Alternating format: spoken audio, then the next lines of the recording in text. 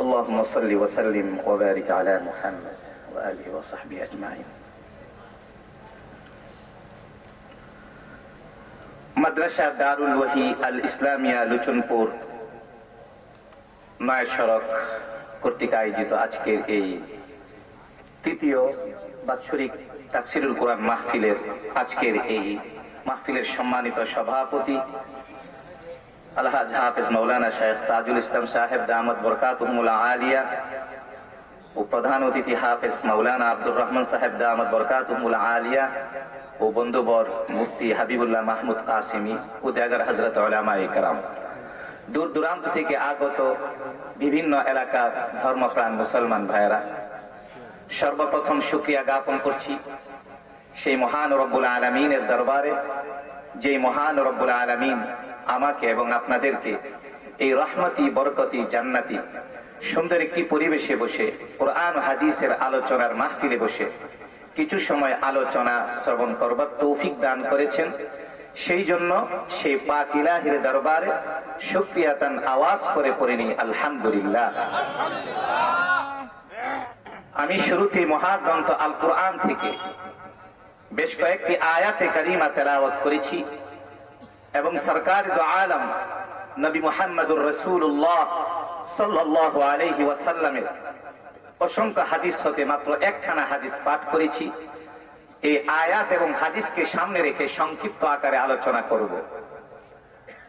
প্রথমে আয়াতগুলোর তর্জমা করব, হাদিসের তর্জমা করব, তারপর মূল আলোচনার দিকে যাওয়ার চেষ্টা করব ইনশাআল্লাহ।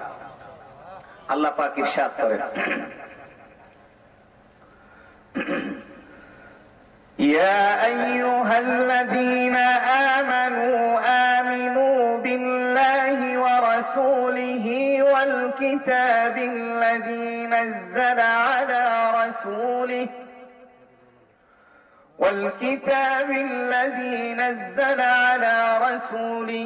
والكتاب الذي أنزل من قبل ومن يكفر بالله وملائكته وكتبه ورسله واليوم الآخر فقد ضل ضلالا بعيدا।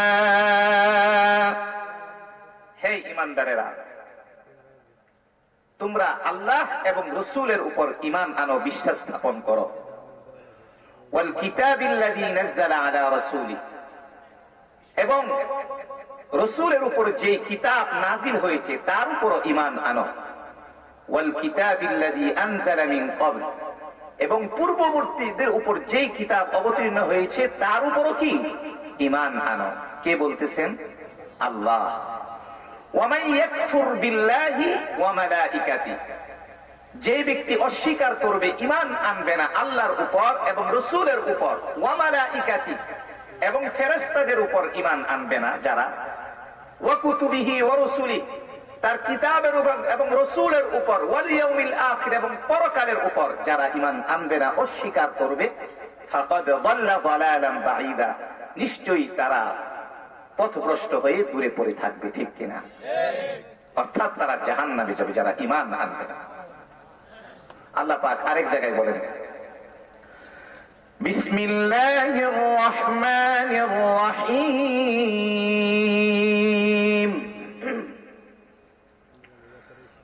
আলিফ লাম মিম, আহাসিবান নাসু আন ইউতরাকু আন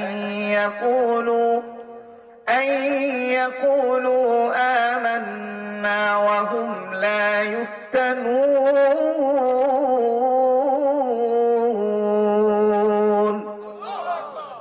আহাসিবান নাস, মানুষেরা কি ধারণা করে সে শুধু ঈমান আনলো মুখে মুখে যে ঈমান এনেছি আমি আল্লাহ তাকে এইভাবেই ছেড়ে দিব, ওহুম লা ইফতানুন, অথচ তাদের থেকে কোনো পরীক্ষা নেওয়া হবে না। অবশ্যই পরীক্ষা নেওয়া হবে, ঈমানি পরীক্ষা। পরীক্ষা কেন নেওয়া হবে? আল্লাহ বলেন, ওয়ালাকাদ ফাতান্নাল্লাযীনা মিন ক্বাবলিহিম ফালায়া'লামান্নাল্লাহুল্লাযীনা সাদাকু فَلَيَعْلَمَنَّ اللَّهُ الَّذِينَ صَدَقُوا وَلَيَعْلَمَنَّ الْكَاذِبِينَ।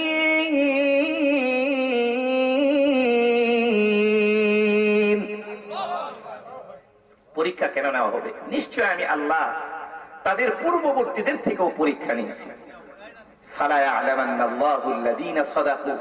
পরীক্ষা কেন নেওয়া হবে? যাতে করে আল্লাহ তাআলা জানতে পারেন কারা সত্যবাদী আর কারা মিথ্যাবাদী, কারা মুমিন কারা মুনাফিক। তাদেরকে চেনার জন্য, জানার জন্য আল্লাহ তাআলা ঈমানদারদের থেকে কখনো কখনো কি নেবেন? পরীক্ষা নেবেন। এই আয়াতগুলোকে সামনে রেখে আমি আমার আলোচনা চালিয়ে যাব ইনশাআল্লাহ।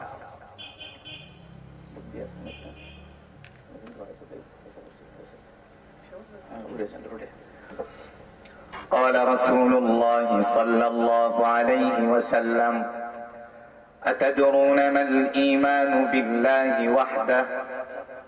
قالوا الله ورسوله أعلم.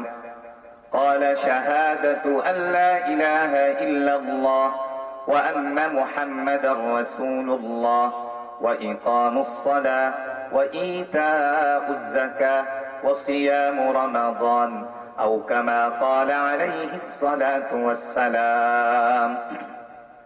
মুসলমান ভাইরা রে আমার, সরকারে দু আলম নবী মুহাম্মদুর রাসূলুল্লাহ সাল্লাল্লাহু আলাইহি ওয়াসাল্লাম বলেন, আতাদরুনা মাল ঈমানু বিল্লাহি ওয়াহদাহ।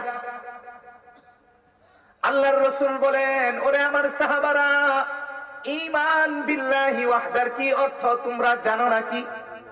ক্বালু আল্লাহু ওয়া রাসূলুহু আ'লাম। আল্লাহর সাহাবীরা বললেন, ওগো আল্লাহর রাসূল, আল্লাহু ওয়া রাসূলুহু আ'লাম। এই ব্যাপারে আল্লাহ এবং আল্লাহর রাসূল সবচেয়ে বেশি জানেন, ভালো জানেন। সুবহানাল্লাহ। ক্বালা শাহাদাতু আল্লা ইলাহা ইল্লাল্লাহ। আল্লাহর রাসূল বলেন, ঈমান বিল্লাহি ওয়াহদার এই অর্থ, এই কথার সাক্ষী দেওয়া আল্লাহ ব্যতীত আর কোন মাবুদ নেই, নিশ্চয়ই মুহাম্মদুর রাসূলুল্লাহ সাল্লাল্লাহু আলাইহি ওয়াসাল্লাম আল্লাহর রাসূল। এই কথার উপর ঈমান আনতে হবে, বিশ্বাস স্থাপন করতে হবে।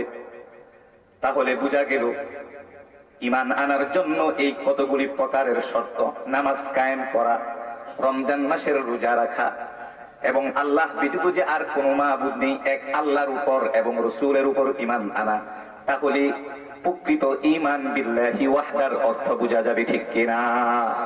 এটাই হলো ঈমান বিল্লাহি ওয়াহদার অর্থ, যে আল্লাহ ব্যতীত আর কোন মাবুদ নেই, মুহাম্মদ সাল্লাল্লাহু আলাইহি ওয়াসাল্লাম আল্লাহর রাসূল, তিনি শেষ নবী, তিনি হলেন খাতামান নবিয়্যিন, তিনার পরে আর কোন নবী আসবে না, ঠিক কিনা? অতএব যারা শেষ নবী মানবে না তারা কি? কাফের। কাদিয়ানীরা, গোলাম আহমদ কাদিয়ানী, যারা কাদিয়ানী গোষ্ঠী, তারা রসুলের খতমে নবুয়তকে তারা মানে না, অমান্য করে, রসুলকে শেষ নবী মানে না। অতএব যারা রসুলকে শেষ নবী মানবে না তারা কাফের। যারা তাদের পক্ষে সুরালি দিকে কথা বলবে তারাও কাফের। তাদেরকে যারা আশ্রয় প্রশ্রয় দিবে তারাও কাফের। এদেশে হিন্দুরাও বসবাস করবে, এদেশে বৌদ্ধরাও বসবাস করবে, তারা তাদের ধর্ম পালন করবে। এদেশে খ্রিস্টানরা বসবাস করবে, তাদের ঈমান তাদের যে ধর্ম, সেই ধর্মে তারা বিশ্বাস করবে, আমাদের কোনো আপত্তি নেই। কিন্তু রসুল যে শেষ নবী, এটা যদি কাদিয়ানীরা না মানে তাহলে তারা কাফের, তারা অমুসলিম হয়ে এসে বসবাস করতে হবে, ঠিক কিনা?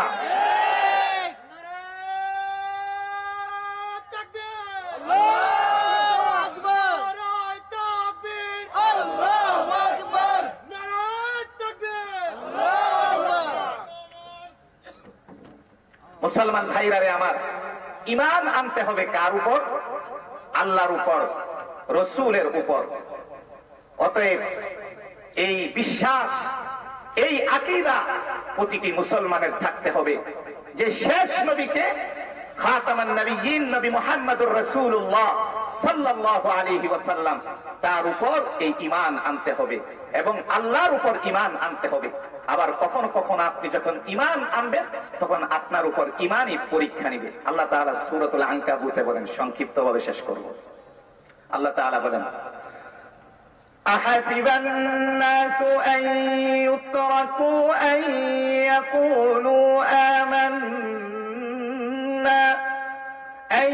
يقولوا آمنا وهم لا يفتنون ولقد فتنا الذين من قبلهم فليعلمن الله الذين صدقوا وليعلمن الكاذبين।